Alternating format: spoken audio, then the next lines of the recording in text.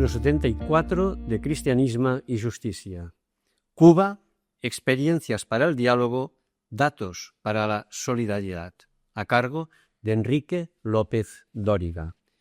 Enrique López Dóriga es jesuita, profesor de la Universidad del Pacífico de Lima e investigador en el campo del desarrollo. Entre sus libros destaca Desarrollo Humano, Estudio General y Aplicado al Perú, Cuba 1995 y Libertad y Desarrollo. A. Testimonio. Introducción. Año Nuevo de 1995. 9:30 de la noche. Aterrizo en el aeropuerto de La Habana. Llego sin visado alguno. Otro jesuita debe esperarme con el permiso especial gestionado directamente por la Nunciatura. Dos cosas llaman al instante mi atención: el bullicio y la amabilidad de los cubanos. Los españoles gritamos al hablar. El cubano grita más que el español. Pero todos, segundo rasgo, son amables, muy amables, desde el policía que revisa mi pasaporte incompleto hasta el cobrador de una guagua, autobús en Cienfuegos, población de algo más de 100.000 habitantes en una preciosa bahía de la costa meridional que, al quererme apear por no tener yo suelto ni el cambio para el boleto, me dijo: «El que usted no tenga suelto no es razón para apearse», y no me cobró. Durante esos 2 meses consagrados al trabajo pastoral en Cienfuegos, excepto la última semana dedicada a La Habana, participé plenamente de la vida cubana. Entré en innumerables casas de la ciudad y de los pueblos circundantes. Visité iglesias y hospitales, restaurantes para turistas y para cubanos, tiendas vacías y supermercados en dólares. Caminé por los senderos de Sierra Escambray y por las zonas turísticas de La Habana con sus bellezas naturales y arquitectónicas. Visité Trinidad, población de comienzos del siglo XVI en la que estuvieron Bartolomé de las Casas y Alexander von Humboldt, y el criadero de saurios de Guamá, donde probé la carne de cocodrilo.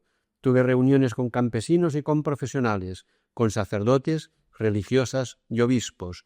Asistí a una recepción en la Nunciatura con presencia del historiador de la ciudad, de varios viceministros y de otros dirigentes del Partido Comunista Cubano. En las páginas siguientes recojo algunas de las notas que durante mi estancia escribía cada noche sobre lo que había visto, conversado y vivido. Se trata nada más que de vivencias personales, pero de quien ha tenido libertad y posibilidad de ir donde quería, hablar con quien quería y fotografiar lo que quería sin traba alguna. Primer apartado: la Revolución y sus logros. Evocación: los comienzos de la Revolución. 8 de enero de 1959. Fidel Castro ingresa con sus hombres en La Habana. Es la culminación de la lucha comenzada en Santiago 6 años antes con el fracasado asalto al cuartel Moncada y continuada desde 1956 en Sierra Maestra por los 82 hombres de formación universitaria venidos desde México en el yate Granma. La entrada de Fidel en la capital es en olor de multitudes que ven en él a un dirigente joven, dinámico, preocupado por la pobreza del pueblo, por el alarde de riqueza de las clases adineradas y por su dependencia económica y cultural del vecino gigante norteamericano. La esclavitud había sido abolida en 1880, pero perduraba una rígida estratificación social. La burguesía blanca de ascendencia española, los nuevos ricos al estilo yanqui y los guajiros, mitad de la población, que seguían cultivando los ilimitados cañaverales de azúcar. El 81% de sus bohíos carecían de electricidad y el 97% de agua corriente. Entre ellos campeaban la tuberculosis, la gastroenteritis y la malaria. Sin embargo, también la revolución presenta síntomas preocupantes. Son los fusilamientos tras juicios sin garantías, celebrados incluso en estadios en los que los gritos de los asistentes suplen las normas jurídicas. Exceso del momento inicial. Excusan los admiradores de Fidel, incluidos no pocos sacerdotes. En corto tiempo, el nuevo régimen acomete una serie de reformas sociales en una línea socialista: reforma agraria, nacionalización, sin adecuada compensación de las empresas extranjeras, norteamericanas en su mayoría, estatización de la enseñanza, expulsión de los sacerdotes extranjeros, 75% del total, supresión de las fiestas religiosas, el día de Navidad se declara laborable y se compensa convirtiendo en festivo el 2 de enero, expropiación de empresas y negocios del país, implantación del Partido Comunista Cubano, PCC, como único, represión de las ideas disidentes, comienza el éxodo hacia Miami, el distanciamiento de Estados Unidos y, por reacción y necesidad, el acercamiento a la URSS. El honor nacional cubano. El último párrafo ha sido sombrío, casi negro, por su acumulación de rasgos negativos, sin distinguir tiempos ni detallar las muchas cosas por arreglar en la Cuba de 1959. Pero la revolución tuvo logros indiscutibles que mantuvieron la aureola del joven jefe que osaba desafiar al gigante yanqui separado de la isla caribeña por poco más de 100 kilómetros. Ser cubano empieza a sentirse como algo digno.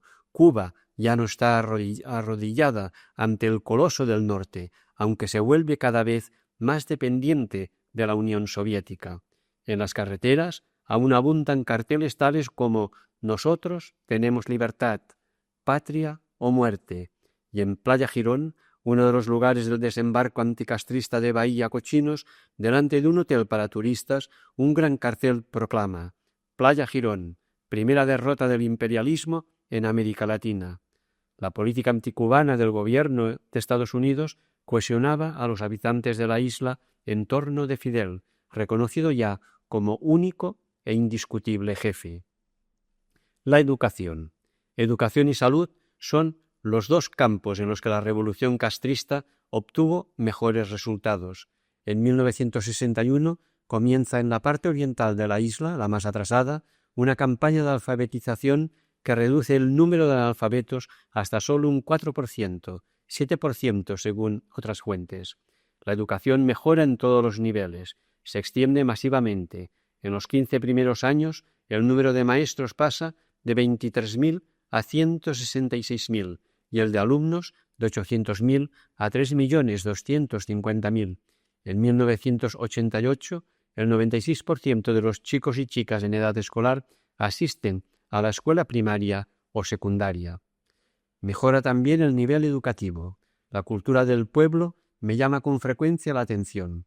En Paraíso, aledaño a Cienfuegos, tengo una reunión con un grupo de campesinos. Desean que les hable de Jesucristo. Después, la conversación se hace informal y de un tema en otro termino proponiéndoles algunos pequeños problemas lógicos. Se muestran muy interesados. Especialmente les intriga, es natural, cómo plantar 10 chopos en 5 filas rectas de 4 árboles cada una. Muy difícilmente podría mantener con otros campesinos latinoamericanos el nivel en que se desarrolló la conversación tanto al hablar de Jesucristo, a pesar de 35 años de religiosidad oficial, como al tocar después otros temas. También la universidad mejora especialmente las carreras técnicas y la medicina. Los alumnos mejores de la secundaria reciben becas para estudiar en la universidad. Empiezan a salir promociones de médicos que cambiarán el panorama sanitario del país. Pero antes de hablar de la salud, una mención de los éxitos deportivos conseguidos por los cubanos. Se fomenta el deporte, no solo con la construcción del magnífico polideportivo de La Habana, hay escuelas secundarias en que el deporte está integrado en el plan de estudios. Por esto no extraña que Cuba, país pequeño y pobre en recursos, consiga incluso en los Juegos Olímpicos un número de medallas aparentemente desproporcionado. En Atlanta, 1996, España quedó satisfecha con el número de medallas conseguidas. Cuba consiguió aún más. La salud es el segundo gran logro de la Revolución cubana. Cuba es uno de los países con mayor número de médicos por 1000 habitantes y, en general, de trabajadores de la salud, como se designa allí a médicos, enfermeras, laboratoristas y demás personal sanitario. Se han multiplicado también los policlínicos en las ciudades y en muchos pueblos y lugares pequeños, a donde van por un tiempo los médicos recién titulados. En todos ellos, la atención es gratuita y abarca a toda la población. Los resultados están a la vista. Se han erradicado la malaria y la difteria, y la mortalidad por enfermedades diarreicas agudas, flagelo de los países tropicales, ha quedado reducida a 1/6. La mortalidad infantil, de 40 por 1000 en los comienzos, bajó en 15 años a 26 por 1000 y se aspira ya a reducirla a 10 por 1000. Con una esperanza de vida de 75,4 años, Cuba ocupaba, al empezar los 90, el puesto 17º entre los 100 principales países, detrás de Finlandia y delante de Alemania. Ha progresado también mucho, sobre todo en La Habana, la medicina especializada y la investigación biomédica. Esta ciudad, con poco más de 2 millones de habitantes, cuenta con un largo centenar de centros estatales de salud. A juicio de 2 médicos cubanos, Espinosa y Ovidio, Cuba dispone para la atención de los enfermos de un sistema de salud desarrollado y asequible a toda la población, que incluye conocimientos y tecnología del primer mundo y que se ha beneficiado de la solidaridad de la comunidad científica internacional. Segundo apartado: el socialismo radical, el cero y el infinito. Como en la novela de Kessler, el Estado lo es todo en Cuba, inicialmente a partir del 16 de abril de 1961, cuando Fidel, en plena invasión de la Bahía de Cochinos, proclamó el carácter socialista de la revolución y definitivamente desde la ofensiva revolucionaria del año 1968. Cuba quedó así alineada ideológica, militar y económicamente con la Unión Soviética y con su socialismo radical. Desde entonces, la estatización abarcó todos los campos de la vida: agrícola, industrial, comercial, profesional, financiero, educativo, político, editorial, cultural, cinematográfico, deportivo. La reforma agraria arrebata las tierras a sus dueños, personas o empresas, excepto aquellas que son trabajadas personalmente por sus dueños y que no exceden de las 5 caballerías unas 60 hectáreas. Pero no se puede negociar con ellas, pues el Estado tiene siempre opción preferencial de compra al precio fijado por él. Igual ocurre con las casas, pobres en general y que lo parecen más después de 6 lustros sin el mantenimiento necesario. Mucha gente pudo conservarlas, pero tampoco puede negociar con su compra y venta, aunque el ingenio suple. Unas veces se permuta de casa con otro dueño con el título de que, por excesivamente grande o pequeña, no responde a las actuales necesidades familiares, y bajo cuerda se llega a un arreglo entre los dueños. Otras veces el acuerdo se hace mediante una triangulación a través de Cubalse. Más adelante hablaré de esta empresa. Un ejemplo: X vende la casa, evaluada en 500.000 pesetas, a Cubalse por 400.000, precio fijado por Cubalse. Cubalse, por su parte, vende la casa Z en 500.000 pesetas, y Z, a su vez, paga a X, bajo cuerda, 100.000 pesetas. Así X recibe lo que quería, Z obtiene la casa, aunque a un precio mayor, y Cubalse, el Estado, se embolsa 100.000 pesetas por una intermediación no solicitada.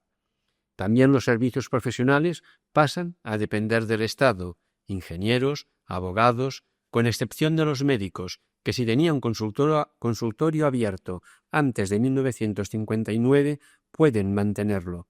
En la actualidad, como es natural, los consultorios particulares son un recuerdo del pasado, porque los médicos graduados antes de la Revolución son ya muy pocos y entrados en años, y porque los vacíos bolsillos de los cubanos no les permiten acudir a ellos en vez de atenderse en el sistema sanitario estatal gratuito. Un último servicio trascendental para el futuro de la nación pasa a depender íntegramente del Estado: la educación en todos sus niveles. Escuelas y colegios son expropiados y los profesores, muchos de ellos religiosos, tienen que abandonarlos. La reforma educativa constituye un éxito en cuanto al nivel de los estudios y a su difusión por todo el país, pero a los padres de familia se les arrebata totalmente el derecho a elegir qué tipo de educación desean para sus hijos. De hecho, se impone una enseñanza de corte socialista, marxista y ateo, aunque la mayoría de la población es católica.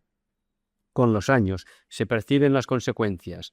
En mis visitas domiciliarias a enfermos y ancianos descubría con frecuencia que la hija no estaba bautizada, aunque la nieta sí lo estaba o estaba preparándose para el bautismo. Es que después de los cambios en la Unión Soviética han empezado a cambiar algunas cosas también en Cuba, y la religión sigue discriminada, pero no es vista oficialmente con tan malos ojos. De las clases sociales a las diferencias sociales. Uno de los logros de la revolución fue atenuar y en parte suprimir la anterior estratificación en rígidas clases sociales. Incluso se obligó a todos los universitarios a participar en la zafra azucarera, en parte como brazos adicionales, en parte para que experimentasen la dureza de la vida del guajiro, campesino, dureza que en algunos lugares rozó la de los campos de trabajos forzados nazis o soviéticos. Un profesional me contó que un día, agotado por el trabajo y el sol, cayó desvanecido. Despertó en un hospital y el médico que lo atendía le recetó únicamente descanso por 48 horas y sobrealimentación a base de leche e hígado. El intento de simbiosis académico-agrícola no alcanzó las metas soñadas.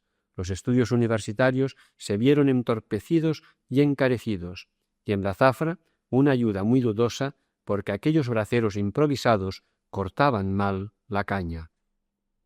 Desaparecieron las clases sociales, pero surgieron diferencias sociales de origen político.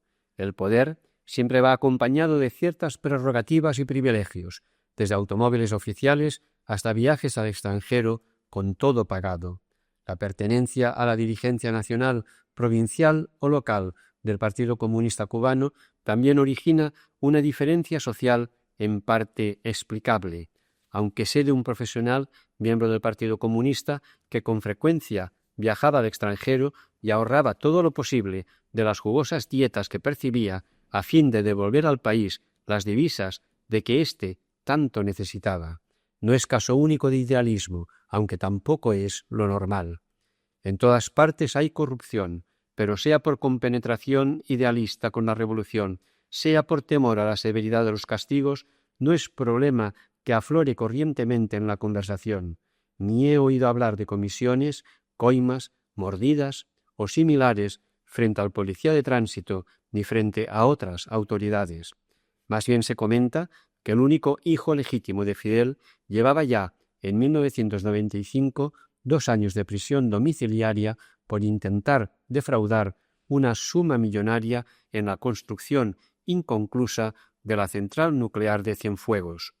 La gran mayoría de la población ni es enemiga declarada del régimen ni está comprometida activamente con él. No son miembros del Partido Comunista y, naturalmente, no pertenecen a su dirigencia. A ellos no les alcanzan los beneficios mayores o menores de que gozan los dirigentes, pero dependen todos y en todo del Estado. Él les proporciona trabajo y se lo paga. Él también les suministra los víveres, la ropa y cuanto necesitan para el hogar, desde la electricidad hasta una pastilla de jabón o una caja de fósforos. Como todo escasea, todo está racionado y solo se puede comprar contra entrega del correspondiente cupón de la libreta de racionamiento. Así, todos los ciudadanos reciben el mismo trato, excepto los de La Habana, que reciben más productos y en mayor cantidad. Esto asegura la tranquilidad político-social en una ciudad con 2 millones de habitantes. Claro que lo anterior es más un deseo que una realidad. Por lo que escuché, era hasta cierto punto una realidad antes de la desaparición de la URSS. La libreta de racionamiento se implantó en 1961. Entonces pensaban que pasaban hambre, pero disponían de la comida necesaria sin exquisiteces ni abundancias. Hoy el problema es la misma sobrevivencia. Después volveré sobre ello. La religión marca otra diferencia social. Los templos católicos nunca fueron clausurados, pero muchos quedaron sin pastores al ser expulsados los extranjeros ya en los comienzos de la Revolución, y donde siguió celebrándose la misa, el cubano practicante arrostraba una penosa discriminación social, especialmente en el trabajo. El cardenal de La Habana lo recordó en Cienfuegos el 19 de febrero del 95. Miedo a no ascender en la escala social, a no obtener ciertos beneficios, a perder el trabajo o la carrera universitaria o una buena colocación laboral. Miedo a que el niño no alcanzara al final de la primaria una buena escuela, a que se traumatizara si era cuestionado en público sobre su fe o su asistencia a la iglesia. Miedo a entrar en un templo, a bautizar a un niño, a mencionar en público el nombre de Dios. Tercer apartado, la economía. La ficción del circuito económico cerrado. Desde 1959, el gobierno mantiene la ficción, muy favorable para él, de la antigua paridad entre el peso cubano y el dólar estadounidense. Sin embargo, cuando llegué a Cuba en enero de 1995, el dólar se cotizaba en el mercado negro, el único real, entre 35 y 60 pesos. El cambio más frecuente era de 50 pesos por dólar. Para simplificar, tomaré este cambio como base y asumiré que un peso cubano equivalía a 2 pesetas con 50 céntimos. Ya he dicho que en Cuba el Estado es el único empleador y como tal remunera a todos los trabajadores, en la práctica a todos los cubanos y a todos les cobra por los bienes que les da y los servicios que les presta. Teóricamente, porque el Estado ni remunera el trabajo de sus empleados, todos los cubanos, ni les cobra por los alimentos o la ropa que les da, ni por los servicios que les presta. Aclararé esto algo más. Muchos servicios son, o eran, porque algo ha empezado a cambiar, totalmente gratuitos. Educación, salud, espectáculos deportivos, llamadas urbanas desde un teléfono público. Por su parte, el maestro, el médico, el deportista y el empleado de la empresa telefónica cobran del Estado un sueldo simbólico, conforme con la ficción cambiaria. Así, el sueldo mensual mínimo está en 350 pesetas. Un ingeniero cobra unas 750. Un médico especialista anda por las 1.000 pesetas al mes.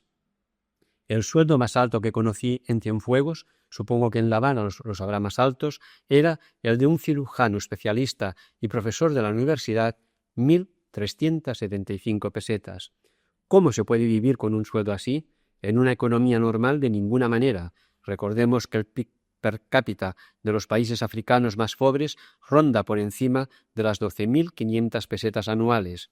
En Cuba, el sueldo mínimo se queda en las 4.200 pesetas y solo el del cirujano especialista, con sus 16.500 pesetas anuales, supera el PIB per cápita de los países más pobres. Con un agravante, las 12.500 pesetas africanas son por individuo, mientras que las 16.500 pesetas cubanas son por familia. No hay que confundir, sin embargo, estos sueldos ficticios con la riqueza cubana. El PNB per cápita, nominal de Cuba, en la época de la desaparición del socialismo soviético, era de 250.000 pesetas y el real de 312.500. España, por las mismas fechas, 1.166.250 y 1.031.250 pesetas respectivamente. Pero la economía cubana no es normal. He hablado de sueldos simbólicos, también los precios son simbólicos. En Dionisio San Román, la principal librería de Cienfuegos, compro 3 libros, de unas 200 páginas cada uno, buen papel y encuadernación aceptable, en tela uno de ellos. Precio de los 3 en conjunto, 14 pesetas. Voy a cortarme el pelo a una peluquería grande y limpia en lo posible. Milagros me atiende muy amablemente. Precio del corte de pelo, 2 pesetas. Me acordé de las 600 pesetas de Lima y de las 1.000 de Barcelona por igual servicio. Mi asombro llegó a su cenit el día en que con otros jesuitas de la comunidad tomamos un barquito para ir desde la aduana hasta el castillo de Jagua en la entrada de la bahía. Apretados, cabrían en el barco 150 pasajeros. Duración de la travesía, 40 minutos. El barco no iba lleno, pero en la hipótesis de que hubiésemos ido los 150 pasajeros, entre todos habríamos pagado como pasaje 75 pesetas, esto es, 50 céntimos por persona. En Washington o en Barcelona, un billete simple en un autobús urbano cuesta casi el doble que todo el barquito cienfueguero.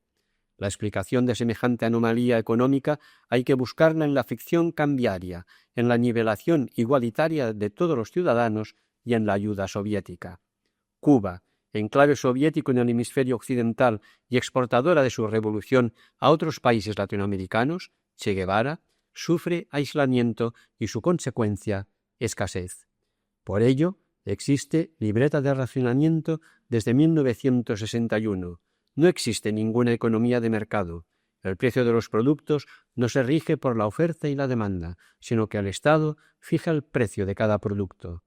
En un circuito económico cerrado puede ser arbitrario el valor monetario que el gobierno fije a sueldos y precios.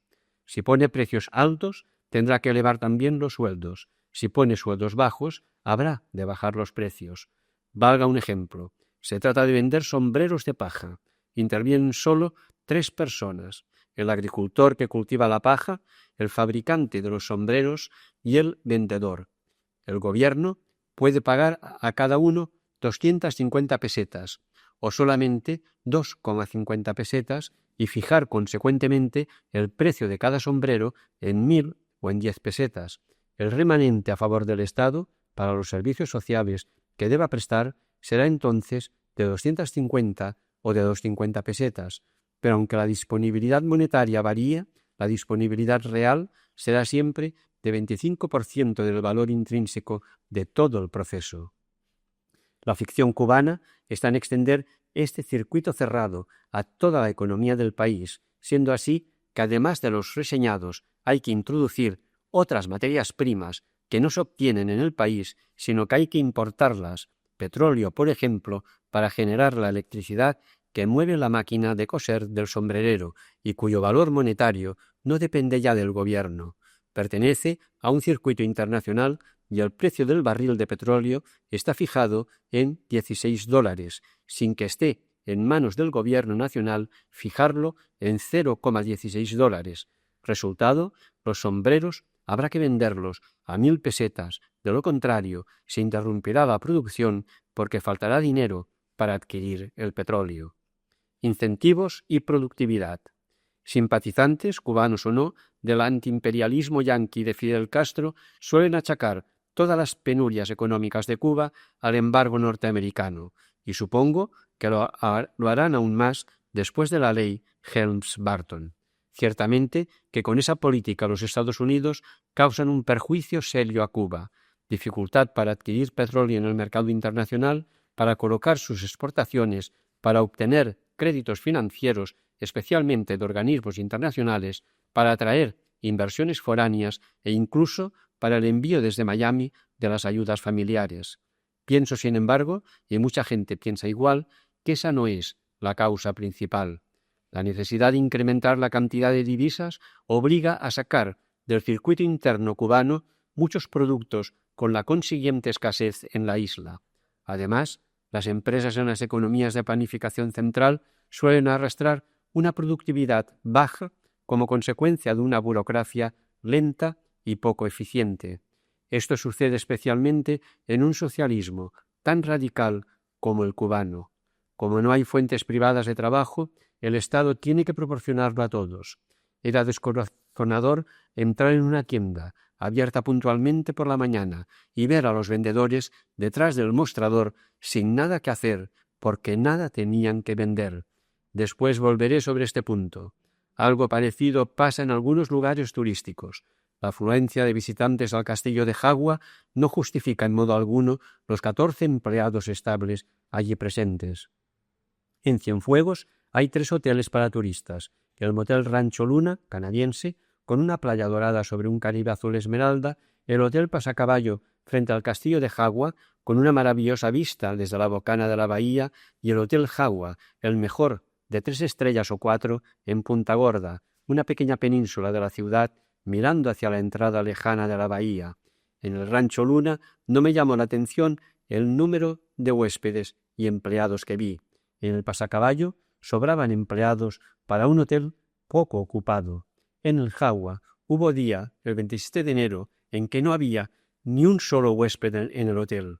Los empleados de esos hoteles estatales Ganan igual haya muchos o pocos huéspedes. Los vendedores de las tiendas vendan poco, mucho o nada.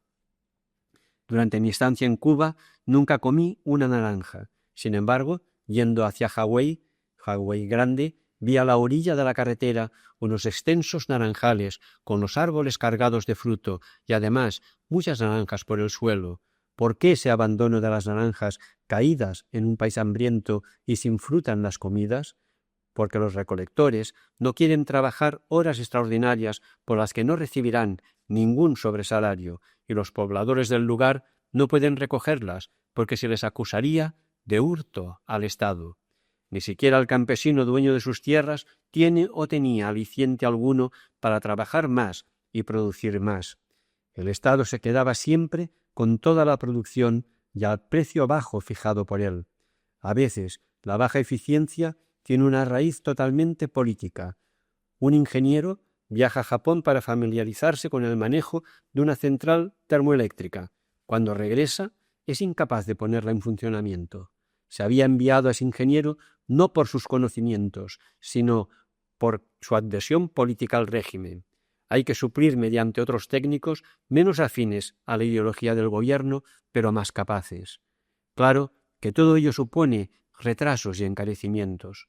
Por fin, menciono brevemente los gastos militares a favor de la URSS durante la Guerra Fría y los ocasionados por las aventuras africanas de Angola y de Mozambique. Como aliada menor de la URSS, Cuba hubo de montar y mantener un gran ejército, muy por encima de lo que sus necesidades defensivas exigían.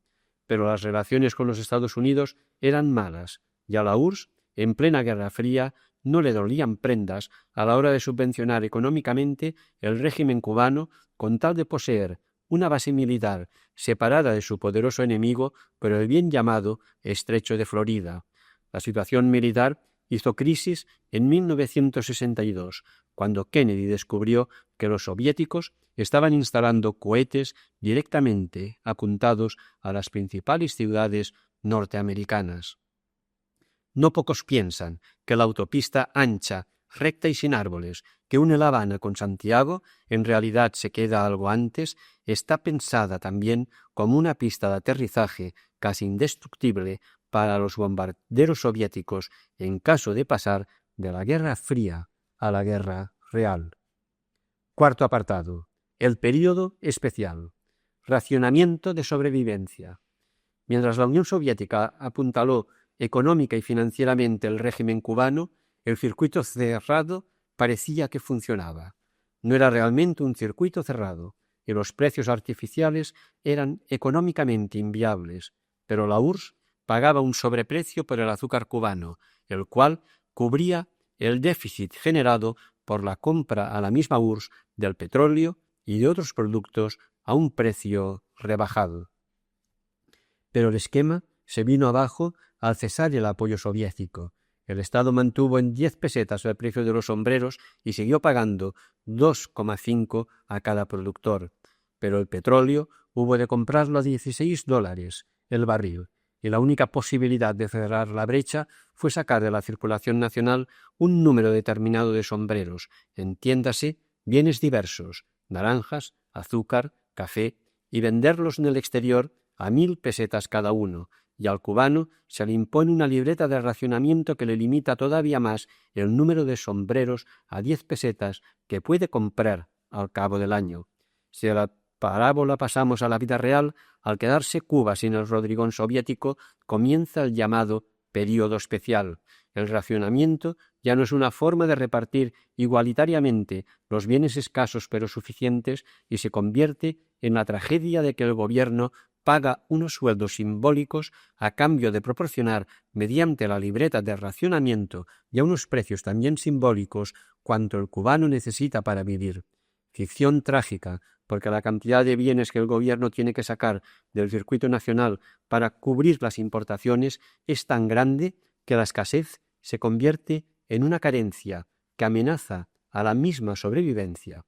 Fuera de La Habana, cada cubano recibe al mes 2 kilos de arroz, 1,2 kilos de azúcar blanca y otro tanto de azúcar prieta, moreno, 300 gramos de frijoles negros, 200 gramos de sal, 9 huevos, 3 cada 10 días, una caja de fósforo sin marca por familia, 2 si la familia consta de 6 personas. Los fumadores inscritos, 6 cajetillas de cigarrillos y 4 tabacos, que son los puros. Todo lo anterior, sin incluir los 3 últimos puntos, cuesta 12,50 pesetas. A lo largo del año suele haber algunos extras: picadillo de soja, sucedáneo de la carne, una vez al mes, 400 gramos de carne de pollo una vez al año, 100 gramos de carne de res un par de veces. El racionamiento se extiende a todo prácticamente: ropa, jabón, pasta dentrífica, de nuevo sin marca, un peine, todo a precios simbólicos, pero de muy baja calidad y que no siempre se consigue. En una tienda de Cienfuegos veo unas bicicletas cubanas que, aunque sencillas, no presentan mal aspecto. Precio, unas 300 pesetas, pero solo los estudiantes u obreros pueden conseguirlas mediante cupón y una vez en la vida. En Santa Clara veo en un escaparate el uniforme de un estudiante de secundaria: blusa, 6 pesetas, falda, 12,50, también racionadas, por supuesto. Con tal racionamiento en Cuba hay hambre. Los alimentos de la libreta pueden estirarse hasta 15 días. ¿Pero qué comer la segunda quincena del mes? Es el problema diario de cada ama de casa. ¿Cómo puedo dar de comer hoy a mi familia? Acabados los víveres del racionamiento, hay que acudir al mercado negro, pero ahí los precios son más elevados. 400 gramos de arroz, 15 pesetas. 400 de frijoles negros, 30 pesetas. Un jabón de tocador, 50 pesetas. Estos precios exceden las posibilidades de la mayoría. Por esto se ven rostros famélicos, aunque menos de los que podría temerse. Se aumentan los ingresos familiares con el trabajo de la esposa. Si no abandona el hogar para trabajar fuera, vende vasos de agua, siempre apetecible en un clima cálido, a través de la ventana. Dedica un espacio a guardianía de bicicletas. En fin, en las mayores necesidades malvende, a través de las tiendas del comisionista, objetos de valor de épocas mejores: un abrigo, un candelero, un sillón, un gramófono, una vajilla. Hasta aquí nada que objetar. Otro juicio merecen las jineteras y jineteros que, desde la falta de apoyo soviético en las calles de La Habana, se ofrecen al turista para lo que quiera. Descenso en educación y en salud. El período especial está malogrando los 2 grandes logros de la Revolución: educación y sanidad. Existen los edificios escolares, los maestros, los alumnos y los planes de estudio, pero los edificios carecen del mantenimiento adecuado y los estudiantes, con estómagos vacíos, no asimilan bien lo que escuchan. A varios padres y madres de familia escuché que el descenso es lo suficientemente notable como para no exigir a ningún alumno que repita año. Han desaparecido las notas desaprobatorias que delatarían el deterioro del sistema educativo. En las carreras universitarias, ni estudiantes ni profesores pueden estar al día por la falta de libros y revistas recientes con los últimos avances. En las librerías los precios son bajos, pero solo se encuentran libros ya obsoletos y las obras de Lenin y las de José Martí, el héroe de la Guerra de la Independencia, cuyo centenario se cumplía entonces. También influye en el descenso de los estudios de medicina la escasa posibilidad de practicar que tienen los estudiantes y médicos jóvenes por falta en los hospitales de implementos y de medicinas. Y esto nos lleva al descenso en la salud. Pocos días después de llegar a Cienfuegos me reuní con un grupo de médicos. Mi intención no era hablar de medicina, pero fueron ellos los que sacaron el tema de la salud. Necesitaban desahogarse con alguien sobre los graves problemas que afectan al otrora ejemplar Sistema Nacional de Salud. Un día fui al Hospital Clínico de Cienfuegos. Es grande y bueno, pero padece los efectos del período especial y se lo ve descuidado en la limpieza, en la ropa de cama, ha de llevarla a la familia del enfermo y en la comida.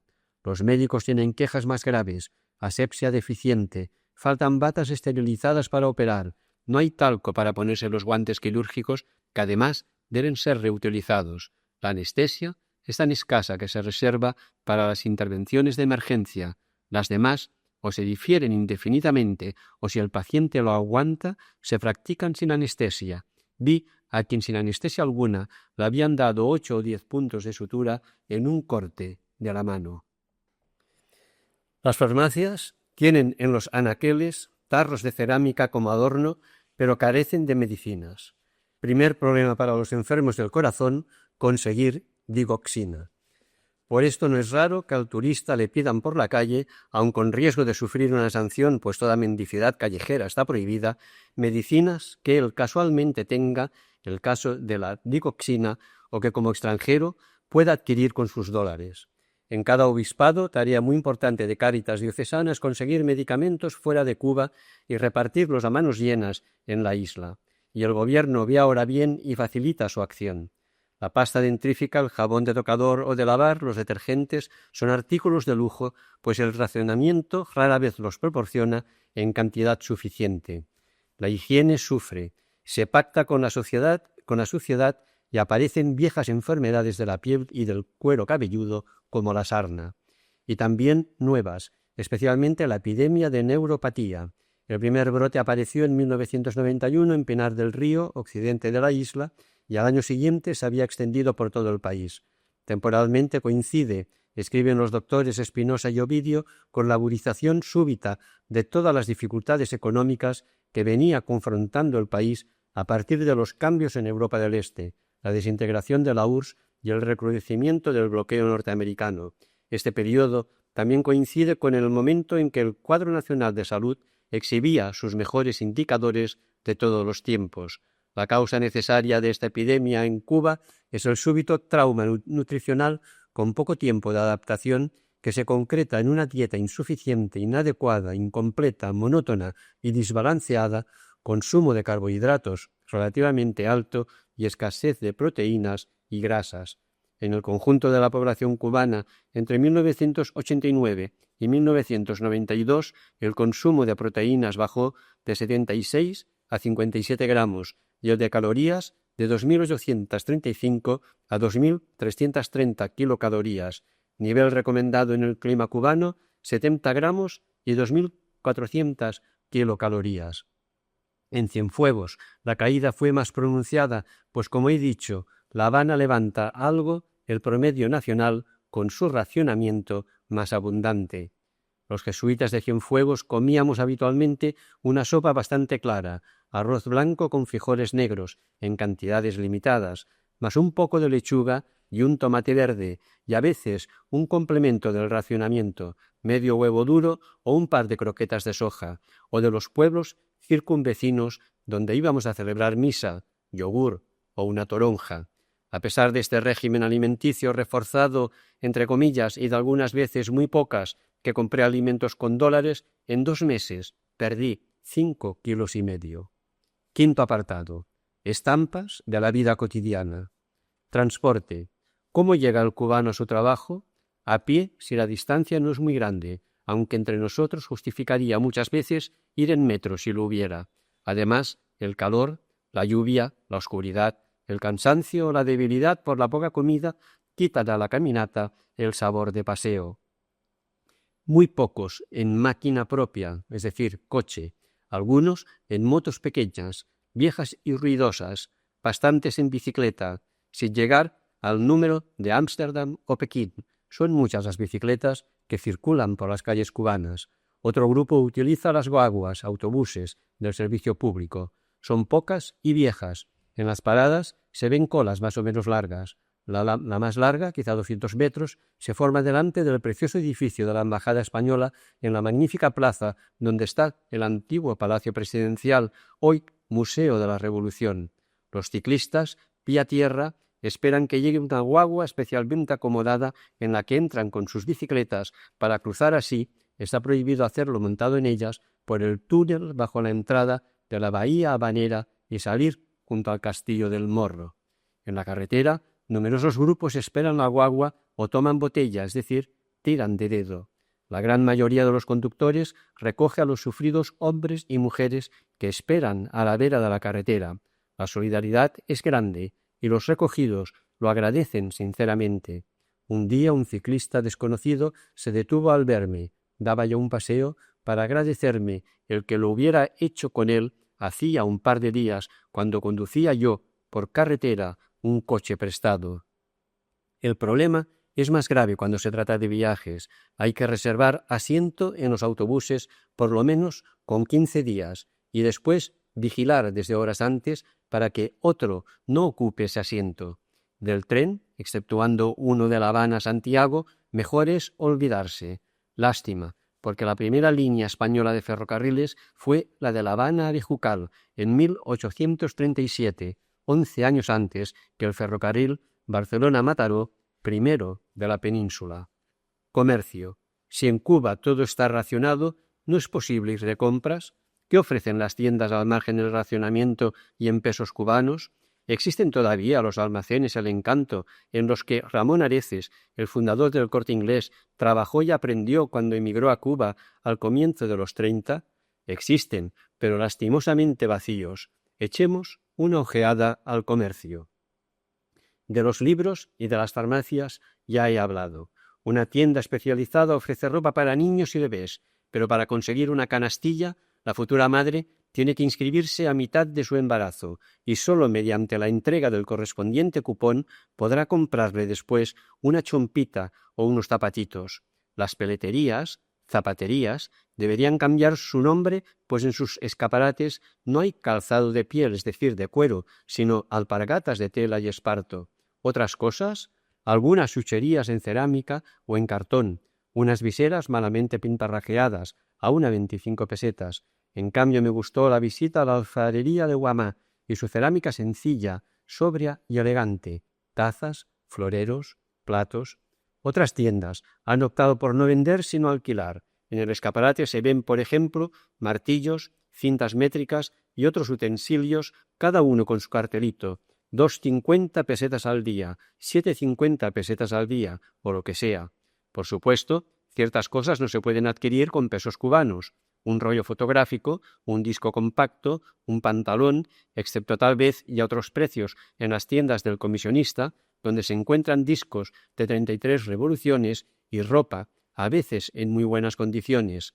En una de ellas compré por 900 pesetas un chaquetón impermeable y forrado con piel sintética que regalé a un feligrés al que los días fríos de invierno, el termómetro llegó a bajar hasta 7 grados, veía literalmente tiritar en su banco mientras yo decía la misa en la parroquia jesuítica de Montserrat.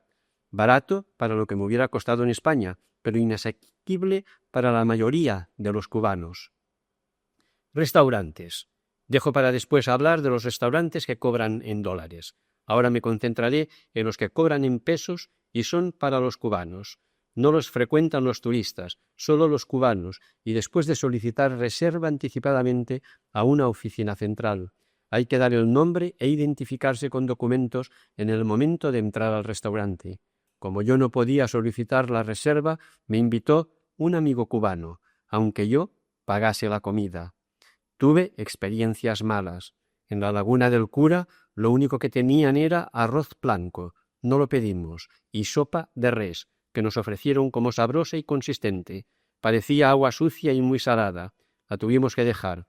En broma dije a mis dos compañeros que en realidad nos habían dado lo pedido, solo que nosotros habíamos supuesto que el nombre estaba en castellano, cuando realmente estaba en catalán, ya que en catalán res significa nada. Y buenas. Un día fui con un médico cubano y un sacerdote asturiano residente en Cienfuegos a El Polinesio, uno de los 2 mejores restaurantes de la ciudad. Mesas sin manteles, pero que no desentonaban con la decoración oceánica de todo el local. En cada mesa lucía una vela como detalle elegante y también por los apagones, y en cada vaso una servilleta roja artísticamente colocada. Claro que para mi asombro, el camarero, antes de servirnos, retiró las servilletas de tela y nos puso otras de papel. Estaban de adorno, pero no se podían usar por la dificultad del lavado posterior, escasez de detergentes. La comida consistió en 3 limonadas, 3 cervezas, un poco de pan con mantequilla, unos tomates verdes, ignoro por qué siempre eran verdes, 3 escalopes de puerco o cerdo, con col, 2 moros y cristianos, es decir, arroz blanco con frijoles negros, un arroz blanco, 2 refrescos de piña, 2 cafés y 3 dulces de frutabomba, papaya. Precio, incluida la propina, 170 pesetas en total. Una nonada para mí, pero fuera del alcance del cubano normal. Cultura. Ya he mencionado la agradable sorpresa que me deparó el alto nivel cultural de los cubanos. Ahora me fijaré en algunos aspectos concretos. Empezaré por el Gran Teatro de La Habana, situado en el límite entre Habana Vieja y Centro Habana.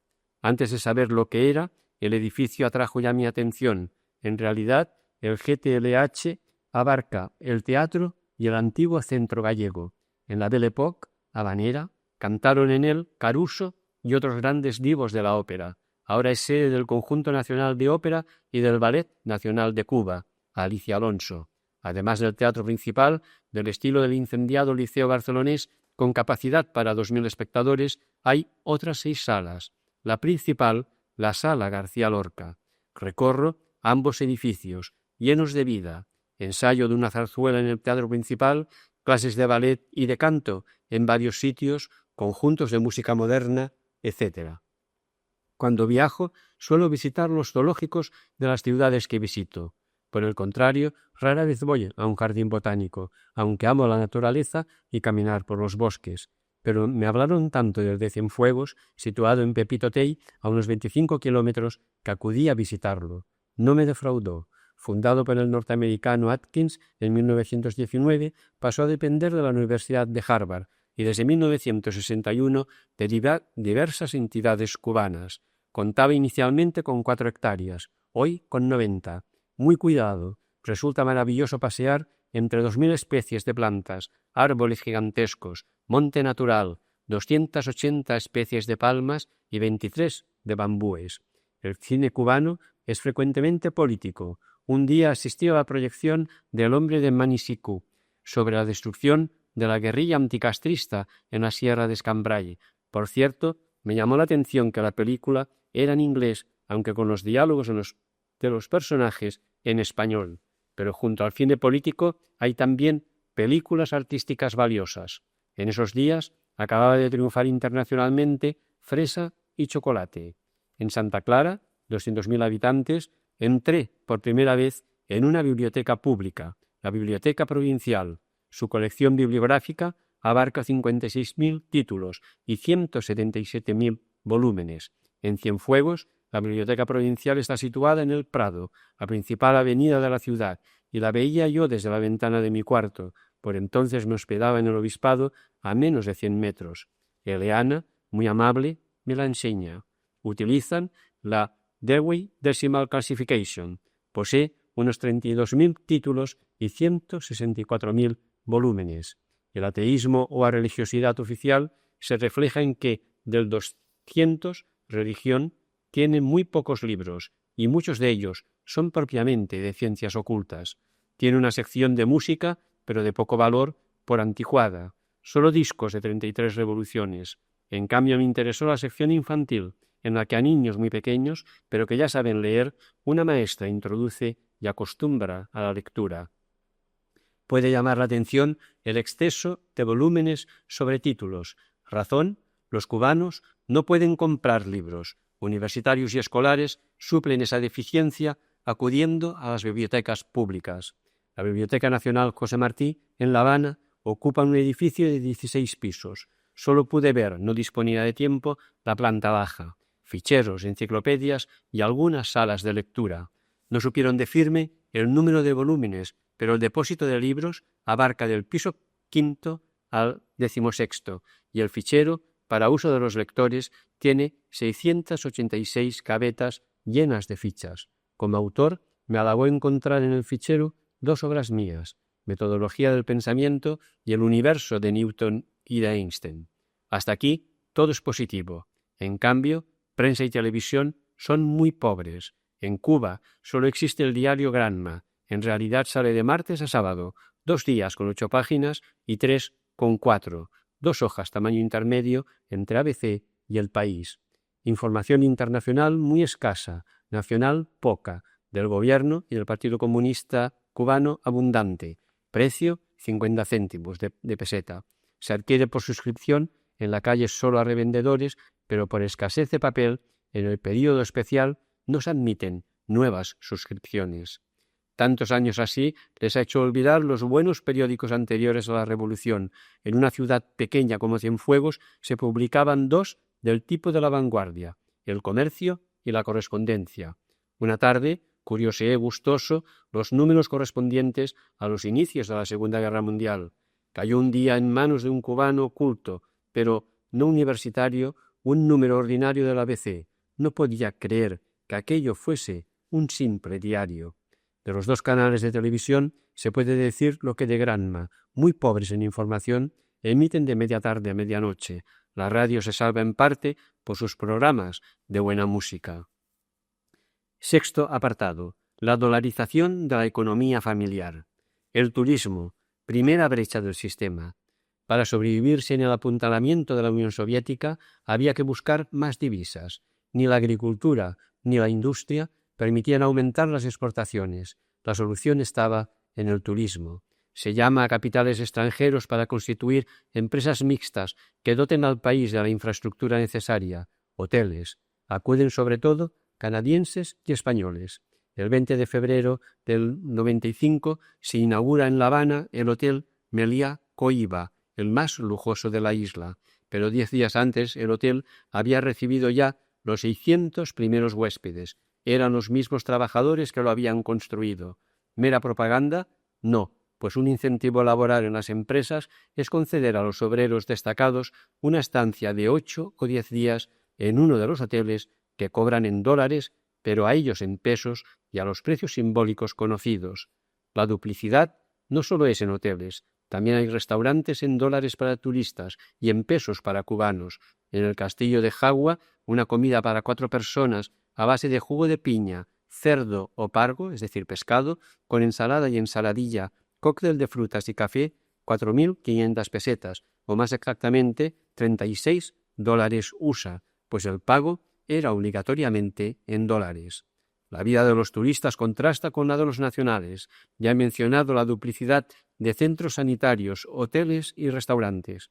Con frecuencia, la admisión está reservada exclusivamente para unos o para otros, independientemente de la moneda que se tenga. Muchos turistas nacionales y extranjeros acuden al criadero de saurios de Guamá en la Ciénaga de Zapata para fotografiarse con un caimán pequeño, de 1,5 metros, en sus manos y probar la carne de su cola, sabrosa aunque dura. El nacional paga 7,50 por entrar en pesetas, el extranjero 375 pesetas. También difieren los medios de transporte, autobuses modernos y espléndidos los que vienen de Varadero cargados de dólares, camiones con una cubierta y unos bancos desnudos, los que solo traen pesos. En Barlovento, La Habana, se halla la Marina de Hemingway, zona residencial turística para extranjeros. A sus casas se puede llegar en coche o en yate, pues se alternan las calles y los canales, como Mayán o en Puya Brava. Tiendas panamericanas, captación de divisas. Cuba no podía acoger representantes diplomáticos extranjeros sin proporcionarles la posibilidad de adquirir lo que los cubanos no podían: ropa de caballero y de señora, comida congelada, latas de conserva, material fotográfico, discos, etc. Surgen así en La Habana tiendas en dólares reservadas exclusivamente a ellos. Algo semejante ocurre después con los hoteles. Se permiten entonces en ellos pequeñas tiendas en dólares con las cosas que suele comprar un turista: rollos fotográficos, recuerdos de Cuba, bañadores, sombreros de paja, gafas de sol. El acceso estaba vedado a los cubanos, entre otras razones porque poseer dólares es un delito penado con cárcel. Pero en el período especial urge conseguir más divisas y la política cambia. Se deroga la obligación de cambiar en el banco al cambio oficial ficticio de 1 por 1 y se legaliza la tenencia de dólares, aunque no su compra y venta, y se fomenta que los exiliados de Miami envíen ayudas económicas a sus familiares. Para que esos dólares se queden en la isla, se abren a todo el que tenga dólares las tiendas que eran solo para diplomáticos o turistas, y se crean muchas más agrupadas en tiendas panamericanas. Ya conocemos una de ellas, la cadena Cubalse. El gobierno no oculta la razón de ser de esas tiendas, al margen del socialismo igualitario. En las jabas, bolsas de plástico, campea el lema que intitula este apartado. En Cienfuegos hay varias. La mayor, casamimbre, limpia, ordenada, con aire acondicionado. En los anaqueles, caramelos italianos, vinos europeos, conservas danesas de cerdo, multitud de conservas españolas, sin faltar el cocido y los callos a la madrileña, ropa, zapatos, bicicletas, equipos de sonido, televisores y un largo etcétera para que el cubano sueñe con lo que está normalmente fuera de su alcance, pues sus precios en dólares son internacionales. En Cubal se descubrí que en Cuba circulan simultáneamente 3 y aun 4 clases de moneda, pesos, pesos convertibles, dólares y, para facilitar los cambios fraccionarios, unas moneditas fuera del curso legal acuñadas por Intur, Instituto de Turismo. Claro que antes de abandonar el país hay que desprenderse rápidamente de los 3 tipos de moneda cubana que carecen de valor fuera de la isla. Estas tiendas se encuentran en todas las ciudades y en bastantes pueblos. El Nilo, en Cumanayagua, 20.000 habitantes, vende diariamente por valor de $1.000, 125.000 pesetas. La mayor de todas se encuentra junto a la Quinta Avenida y a la Embajada exsoviética en Miramar. Es un supermercado grande, de los habituales en cualquier ciudad europea o latinoamericana. Allí pude comprar incluso carne de vaca en su bolsa hermética de plástico y obsequiar con ella a los jesuitas de Reina en Centro Habana. Hacía meses que no probaban la carne de res. Un último detalle: los empleados de estas tiendas cobran en pesos sus sueldos simbólicos, como cualquier cubano, pero se consideran contentos porque de vez en cuando reciben de regalo un pantalón o unos zapatos. De Le Monde Diplomatique, en la edición española de noviembre del 96. Más de 41 millones de norteamericanos, el 16% de la población, no dispone de ningún tipo de seguro médico. Están en el paro o son demasiado pobres para pagar las primas de una póliza individual cuando sus empresarios no la cubren. Las compañías de seguros tienen derecho a rechazar a quien les parece, en función de la condición médica previa del demandante. Esto se convierte a menudo en el rechazo a todos aquellos que pueden caer enfermos, precisamente a quien más necesidad tiene de estar protegido. Séptimo apartado. Hacia la transición. Descontento popular. La falta de libertades, las injusticias de los tribunales, las penas frecuentes de cárcel, la persecución de las ideas, el ateísmo, la falta de horizonte futuro y las penurias del período especial han motivado que la mayoría de los cubanos, incluidos muchos que saludaron con alborozo la revolución, deseen ahora un cambio. Algunos con Fidel, otros sin él. Pero simultáneamente todos temen ese cambio porque no quieren perder los innegables avances logrados y porque temen que los cubanos del exilio, especialmente los de Miami, quieran, como preconiza la ley Helms-Burton para los norteamericanos, al regresar a su patria, volver a ocupar lo que era suyo, lo cual, después de casi 40 años, crearía un caos financiero, económico y social. Y temen además que quieran ignorar la transformación no siempre mala que ha sufrido la sociedad cubana y piensen en La Habana alegre y confiada anterior a 1959. Temor a que ignoren la prescripción histórica. Pedir compensaciones o reparaciones es posible. Hacer retroceder la historia no lo es. Pero la población se siente no solo pobre, sino además discriminada en su propia tierra, y juzgan que la situación es insostenible. De boca en boca circulaba cuando yo estuve este chiste político. Murieron Bill Clinton, Felipe González y Fidel Castro, y los 3 se fueron al infierno. Después de un tiempo, tanto Clinton como González, preocupados por lo que podría ocurrir en sus países, pidieron permiso a Satanás para telefonear. Sendas llamadas a Washington y Madrid que duraron 10 minutos. Los pusieron al corriente de la situación. Satanás cobró a cada uno 11.625 pesetas por su llamada. Fidel, más preocupado por la situación cubana sin su presencia después de 36 años, también pidió permiso y telefoneó. Telefoneó a La Habana. O porque Fidel fuese más hablador, o porque los problemas fueran mayores, Fidel habló durante 55 minutos. Clinton y González pensaban horrorizados en lo que Fidel tendría que pagar, pero para su asombro el diablo le pidió solamente 90 pesetas.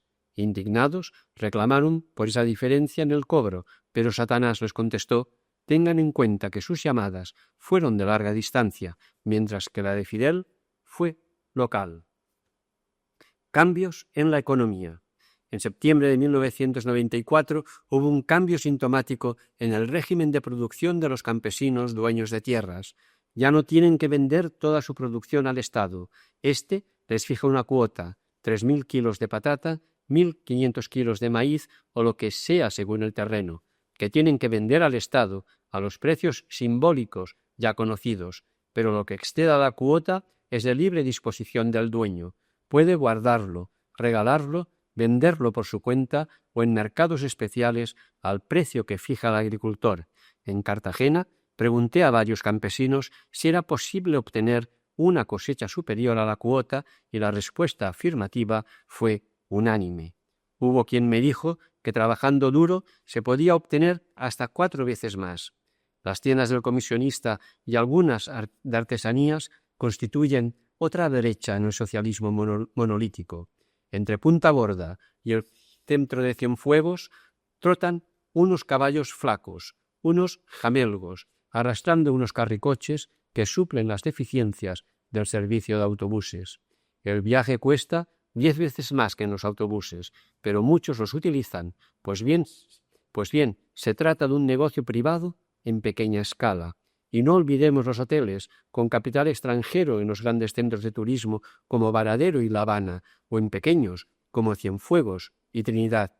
Parece que estos cambios en la economía cubana se han introducido por presión de Raúl Castro, jefe de las Fuerzas Armadas Revolucionarias, con el apoyo de otros militares, aunque pocos años antes Fidel había cortado en seco un ensayo parecido de mercado libre rudimentario porque era intolerable que así unos se enriqueciesen más que otros. Pero en 1994 lo aceptó ante la insoslayable necesidad de aumentar la productividad para poder sobrevivir. Ya fuera de la isla, me entero por los diarios que se ha abierto también un portillo en las actividades de los profesionales libres. Temo que la ley Helms-Burton haya endurecido la postura socialista y frenado los cambios. Octavo apartado. La Iglesia ante el cambio. La Iglesia emerge de las catacumbas. Aunque no exacto, este título refleja la situación de persecución discriminatoria sufrida por la Iglesia. Los templos nunca fueron clausurados, pero se vaciaron, unos por falta del sacerdote expulsado del país y todos porque no pocos cristianos sucumbieron al miedo de las consecuencias de la confesión pública de su fe. Solo Dios conoce el corazón de quienes obraron así, pero lo que no hay duda es del comportamiento arriesgado y valiente de quienes perseveraron.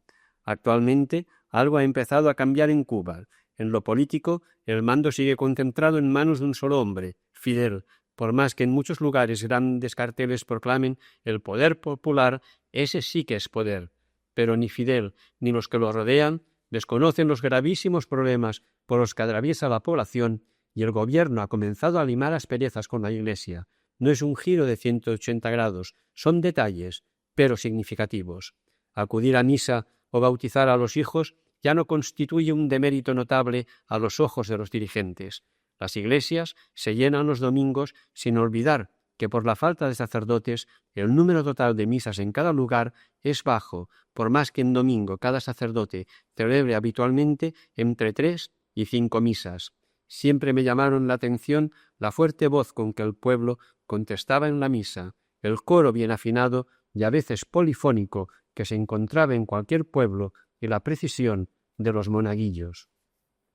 En Buenavista, un niño y una niña lo hicieron tan bien que por la noche escribí en mis notas: casi parecen alemanes. Ariza tiene una capilla muy pequeña, pero dispone de un órgano electrónico. En Cumanayagua es notable el coro, acompañado al piano por un médico, y notable también cómo se arreglan, en especial naturalmente a las mujeres, para asistir a misa, sin pantalones vaqueros y vestidas incluso con elegancia dentro de sus posibilidades. Y en la concelebración del 12 de febrero de 1995 en la Catedral de Cienfuegos, presidida por Jaime Ortega, arzobispo de La Habana, con ocasión de su reciente promoción a cardenal, en la profesión de fe me emocionó el rugido de los asistentes al contestar «Sí, creemos». El obispo de la diócesis, Emilio Aranguren, invitó a esta concelebración a los dirigentes del Partido Comunista Cubano. Lo que era impensable pocos años antes, ahora sucedió. Asistieron. El secretario del Partido Comunista, no católico, al ver que todos se arrodillaban en la consagración, preguntó perplejo qué debía hacer. «Quédese de pie», le respondieron. Ya he dicho que el gobierno apoya la labor de Cáritas y facilita algo el trabajo de los obispos. El 22 de febrero del 95, el nuncio dio una recepción en honor del nuevo cardenal.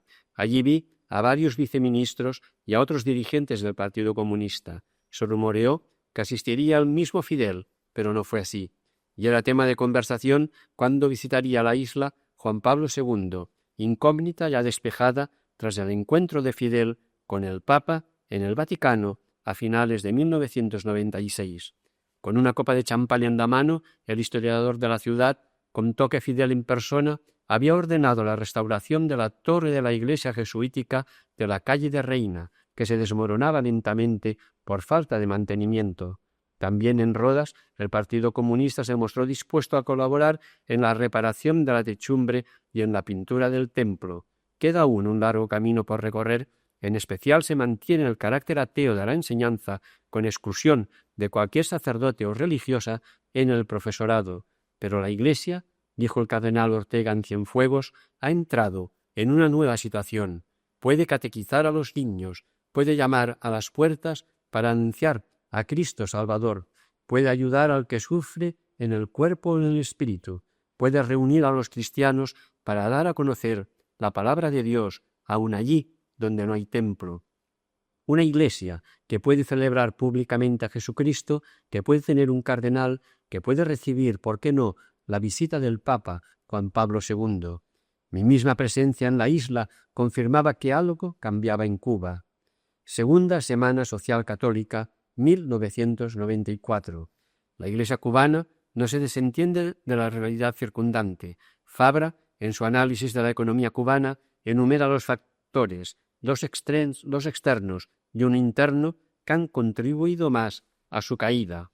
El colapso del mundo socialista, que supuso para Cuba una disminución en los ingresos de unos 5.700 millones de dólares, equivalente a casi el 30% de su PNB por esas fechas, y una disminución y aun a veces supresión de importaciones necesarias.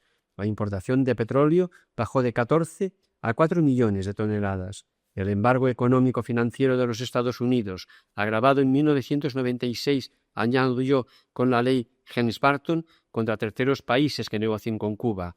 El 3 de octubre del 92 decían ya los obispos: si lo que se pretende por esta vía es la desestabilización del gobierno para llevar a la población civil, presionada por el hambre y las necesidades, a la revuelta, la estrategia del embargo se torna además cruel. La Segunda Semana Social Católica se expresaba así: la naturaleza ideológica y política de nuestras relaciones con el campo socialista y la Unión Soviética permitieron y condicionaron durante más de 30 años una economía interna generosa y paternalista, cuyos magníficos resultados en la salud pública, educación, empleo y seguridad social resultan prácticamente insostenibles, ya que dependían de unas relaciones económicas y de un mercado desaparecido y no de un desarrollo auténtico de la economía de la nación. En la base común de los factores internos se descubre una excesiva intervención del Estado en la vida y destino de las personas, una sobreprotección de los ciudadanos que los convierte en personas inútiles, dependientes, frustradas e infelices, y un monopolio de prácticamente toda la actividad económica del país que desde 1968 incluye hasta las más pequeñas e insignificantes empresas. Riesgo y posibilidad del cambio. En el contexto actual, el intento de socialismo marxista cubano no parece viable y seguramente se hace necesaria una economía social de mercado en un marco de libertades económicas, sin que esto haya de significar un neoliberalismo tan radical como radical es el socialismo actual.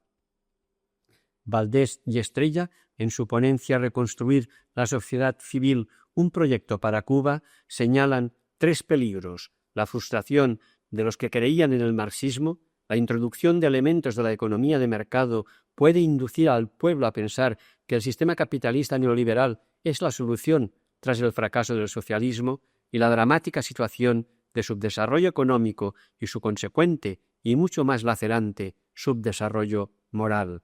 Y proponen 4 principios generales para diseñar el proyecto de reconstrucción: la promoción de la persona humana y el respeto de sus derechos, el reconocimiento y la posibilidad de ejercer las libertades civiles y políticas, la implantación de una justicia social creciente en la búsqueda del bien común y el reconocimiento del pluralismo socioeconómico, político y cultural. En breve, el reconocimiento del derecho de conciencia, de asociación y de propiedad. Optimismo. Personalmente soy optimista respecto del futuro. Cuba es un país subdesarrollado política, financiera, económica, agrícola e industrialmente, pero desarrollado en los aspectos más humanos. El verdadero desarrollo de un país descansa en 4 pilares: suficiencia económica, realización personal, libertad social e identidad cultural. Pues bien, los índices desagregados de suficiencia económica y de realización personal a fines de la década de los 80, previo al colapso soviético, señalaban a Cuba estos puestos entre los 100 países principales: 43 en PNB per cápita, 17 en esperanza de vida, 15 en consumo de calorías, 12 en disponibilidad de médicos, 31 en alfabetismo, 20 en matrícula primaria y secundaria, 22 en escolaridad femenina y 42 en fuerza laboral femenina. Soy optimista porque desde el momento en que salí del aeropuerto hacia la ciudad vi que todos los conductores se detenían ante los semáforos en rojo, a pesar de que la circulación, siempre escasa, lo era más, algo avanzada ya la noche. Y la misma experiencia tuve con la señal de alto, situada en los numerosos pasos a nivel de los ferrocarriles azucareros, aunque rara vez circula ya un tren por esas vías, pues los camiones y tractores acarrean ahora la caña de azúcar desde los campos hasta los ingenios o centrales azucareros, como allí se dice. Y los ciclistas en el Prado Cienfueguero no se salían del estrecho camino de 1 metro, señalado con pintura en la pista. Optimista por otras muchas cosas ya dichas. Cuba es un país desarrollado pero pobre y empobrecido tras tan prolongada experiencia socialista. Desarrollado, por ejemplo, porque tiene buenos hospitales y buenos y numerosos médicos y trabajadores de la salud, pero que lamentablemente ahora no disponen de medicinas, ni de batas esterilizadas, ni de anestesia, ni de revistas especializadas para mantenerse al día. Desarrollado, pero en la miseria en este momento, y que ciertamente puede caer en el subdesarrollo si estas penurias del período especial se prolongan durante mucho tiempo. Pero el cambio es posible. Debemos suponer que la mayoría de los cubanos, incluidos sus jefes, aman a su patria. El día que descubran que eligieron un modelo socioeconómico insostenible en un mundo abierto y suelten las energías reprimidas del pueblo, Cuba dará un paso de gigante. En 1945, Alemania era un país en ruinas, pero no subdesarrollado. En la República Federal Alemana se obró el milagro alemán. Quiera Dios que pronto se pueda hablar también de un milagro cubano. P. El neoliberalismo en América Latina. Provinciales latinoamericanos de la Compañía de Jesús. Queridos compañeros, 1.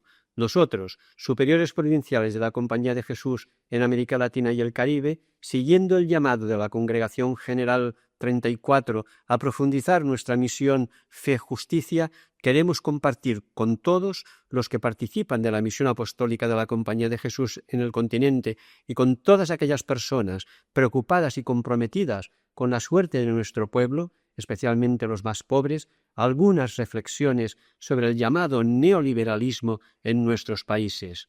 Nos resistimos a aceptar tranquilamente que las medidas económicas aplicadas en los últimos años en todos los países latinoamericanos y el Caribe sean la única manera posible de orientar la economía y que el empobrecimiento de millones de latinoamericanos sea un costo irremediable de un futuro crecimiento. Detrás de estas medidas económicas existe una estrategia política, subyace una concepción de la persona humana y una cultura que es necesario discernir desde nuestros propios modelos de la sociedad a la que aspiramos y por la cual trabajamos al lado de tantos hombres y mujeres movidos por la esperanza de vivir y dejar a las futuras generaciones una sociedad más justa y más humana. 2. Las consideraciones presentadas no pretenden ser el análisis científico de un asunto complejo que requiere investigación desde muchas disciplinas. Son solamente reflexiones que encontramos pertinentes sobre las consecuencias y criterios del neoliberalismo y características de la sociedad que anhelamos. Nuestra preocupación principal al compartir estas reflexiones es de orden ético y religioso. Los comportamientos económicos y políticos a los que nos referimos reflejan en el ámbito de lo público los límites y contravalores de una cultura fundada en una concepción de la persona y la sociedad humana ajena al ideal cristiano. La sociedad de la que somos parte. 3. En el umbral del siglo XXI, las comunicaciones nos unen estrechamente, la tecnología nos da nuevas posibilidades de conocimiento y creatividad, y los mercados penetran todos los espacios sociales. En contraste con la década pasada, la economía de la mayoría de nuestros países ha vuelto a crecer. 4. Este auge material, que podría abrir esperanzas para todos, deja sin embargo a multitudes en la pobreza, sin posibilidad de participar en la construcción del destino común, amenaza la identidad cultural y destruye los recursos naturales. Calculamos que en Latinoamérica y el Caribe por lo menos 180 millones de personas viven en la pobreza y 80 millones sobreviven en la miseria. 5. Las dinámicas económicas que producen esos efectos perversos tienden a transformarse en ideologías y a absolutizar ciertos conceptos. El mercado, por ejemplo, de un instrumento útil y hasta necesario para elevar y mejorar la oferta y reducir los precios, pasa a ser el medio, el método y el fin que gobierna las relaciones de los seres humanos. 6. Para lograrlo, se generalizan en el continente las medidas conocidas como neoliberales. Ellas ponen el crecimiento económico y no la plenitud de todos los hombres y mujeres en armonía con la creación como razón de ser de la economía. Restringen la intervención del Estado hasta despojarlo de responsabilidades por los bienes mínimos que se merece todo ciudadano por ser persona. Eliminan los programas generales de creación de oportunidades para todos y los sustituyen por apoyos ocasionales a grupos focalizados.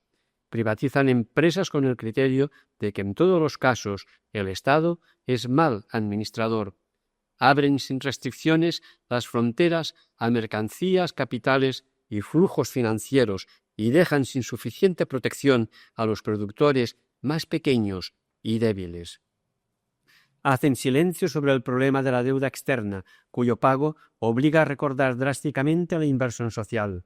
Subordinan la complejidad de la hacienda pública al ajuste de las variables macroeconómicas, presupuesto fiscal equilibrado, reducción de la inflación y balanza de pagos estable, como si de allí se siguiera todo bien común y no se generaran nuevos problemas para la población que tienen que ser atendidos simultáneamente.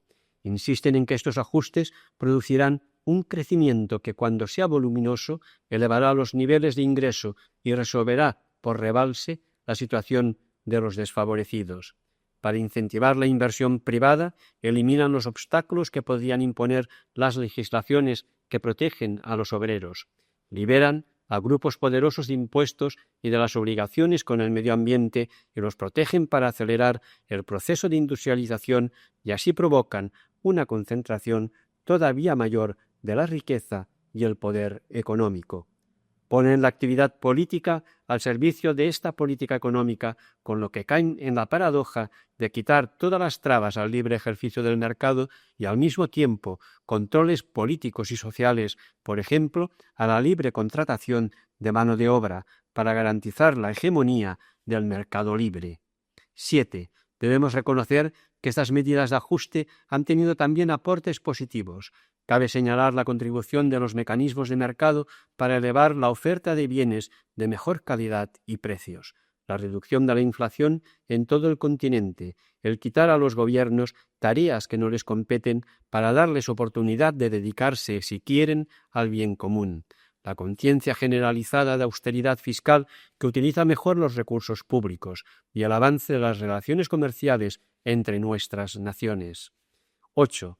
Pero estos elementos están lejos de compensar los inmensos desequilibrios y perturbaciones que causa el neoliberalismo en términos de concentración de los ingresos, la riqueza y la propiedad de la tierra, multiplicación de masas urbanas sin trabajo o que subsisten en empleos inestables y poco productivos, quiebras de miles de pequeñas y medianas empresas, destrucción y desplazamiento forzado de poblaciones indígenas y campesinas, expansión del narcotráfico basado en sectores rurales cuyos productos tradicionales quedan fuera de competencia, desaparición de la seguridad alimentaria, aumento de la criminalidad provocada no pocas veces por el hambre, desestabilización de las economías nacionales por los flujos libres de la especulación internacional, desajustes en comunidades locales por proyectos de empresas multinacionales que prescinden de los pobladores.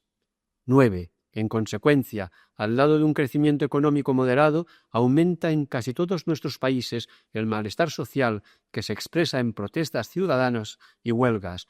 Vuelve a tomar fuerza en algunos lugares la lucha armada que nada soluciona. Aumenta el rechazo a la orientación económica general que, lejos de mejorar el bien común, profundiza las causas tradicionales del descontento popular, la desigualdad, la miseria y la corrupción. La concepción del ser humano. 10. Detrás de la racionalidad económica que suele llamarse neoliberal hay una concepción del ser humano que delimita la grandeza del hombre y la mujer a la capacidad de generar ingresos monetarios, exacerba el individualismo y la carrera por ganar y poseer y lleva fácilmente a atentar contra la integridad de la creación. En muchos casos desata la codicia, la corrupción y la violencia, y al generalizarse en los grupos sociales destruye radicalmente la comunidad.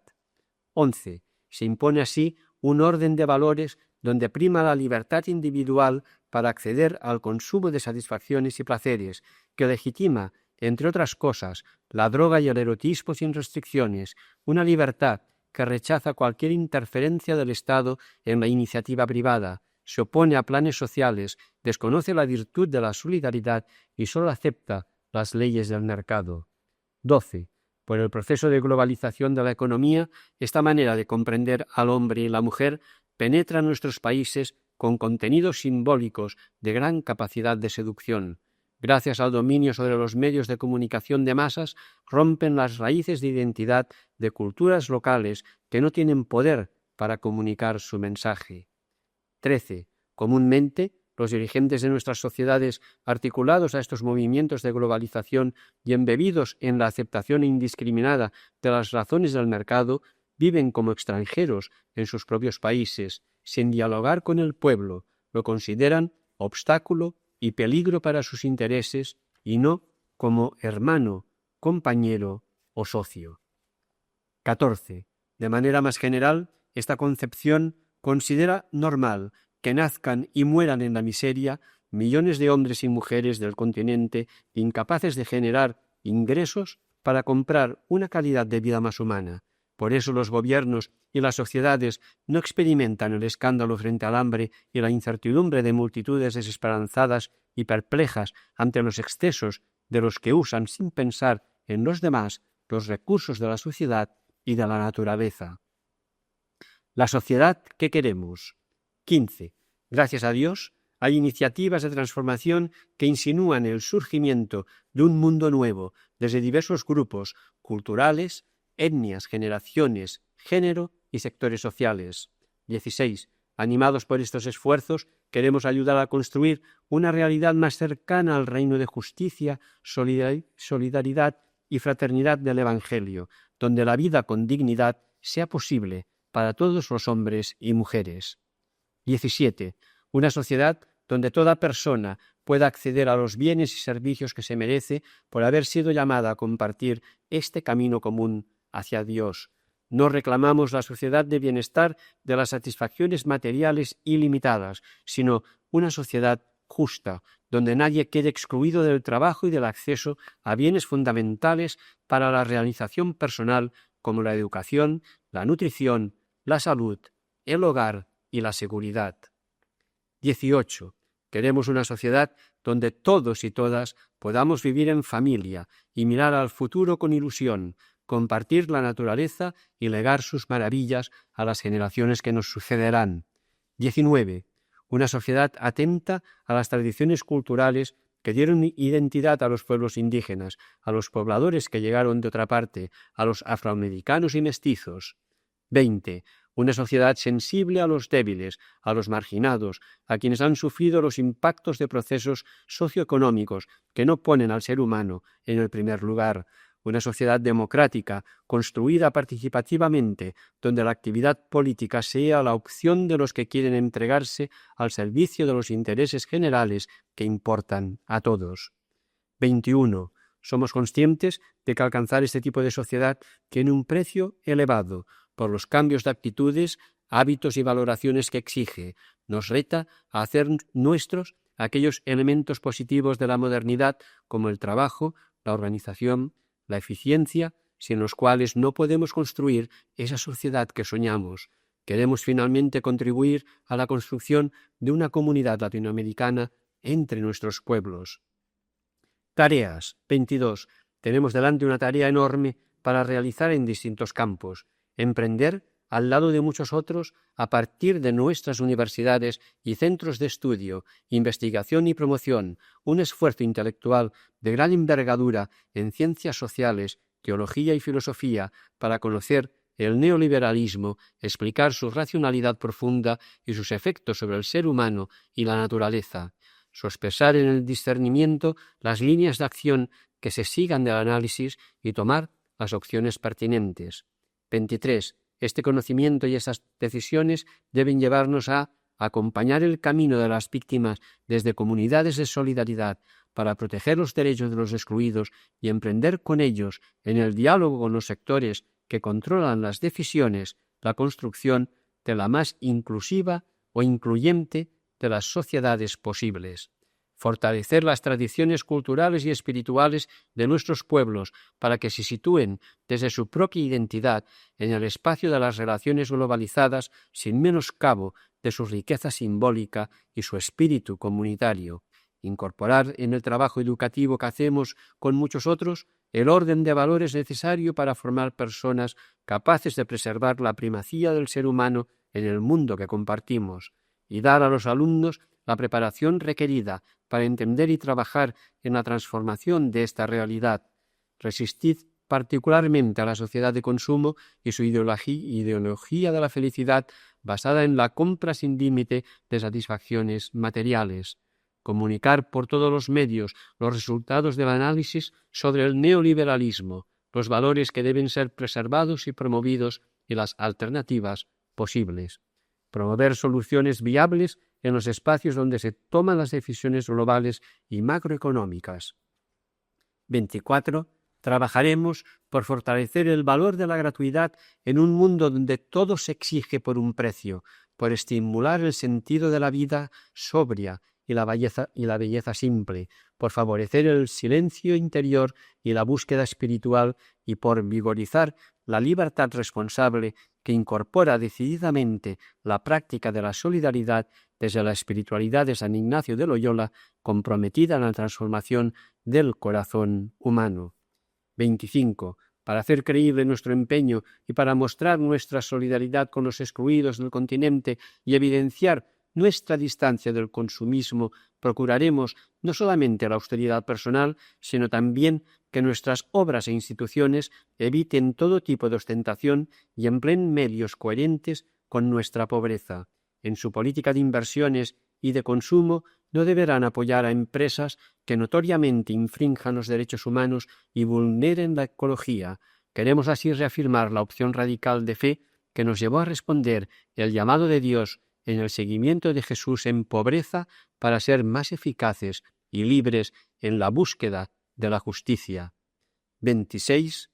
Buscaremos con muchos otros una comunidad nacional y latinoamericana solidaria donde la ciencia, la tecnología y los mercados estén al servicio de todas las personas de nuestros pueblos, donde el compromiso con los pobres ponga en evidencia que el trabajo por la plenitud de todos los hombres y mujeres, sin exclusiones, sea nuestra contribución modesta y seria a la mayor gloria de Dios en la historia y en la creación. Esperamos que estas reflexiones animen los esfuerzos por mejorar nuestro servicio a los pueblos latinoamericanos. Pedimos a Nuestra Señora de Guadalupe, patrona de América Latina, bendiga a nuestros pueblos e interceda para que obtengamos abundante gracia para realizar nuestra misión. En Ciudad de México, el 14 de noviembre del 96, firmado por Ferdinand Acevedo, Brasil Septentrional, Carlos Cardó, Perú, José Adán Cuadra, Centroamérica, Benjamín González Vuelta, República Dominicana, Juan Díaz Martínez de Chile, Mariano García Díaz, Paraguay, Ignacio García Mata, Argentina, José Adolfo González, Colombia, Mario López Barrio, México, Jorge Machín, Cuba, Ayán Mendoza, Ecuador, Emilio Moreira, Bahía, Fernando Picó, Puerto Rico, Armando Rafo, Uruguay, Marcos Recolons, Bolivia, Joao Claudio Roden, Brasil Meridional, Francisco Ibern Simó, Brasil Central, Arturo Sosa, Venezuela. Hasta aquí el cuaderno 74 de Cristianisme i Justícia.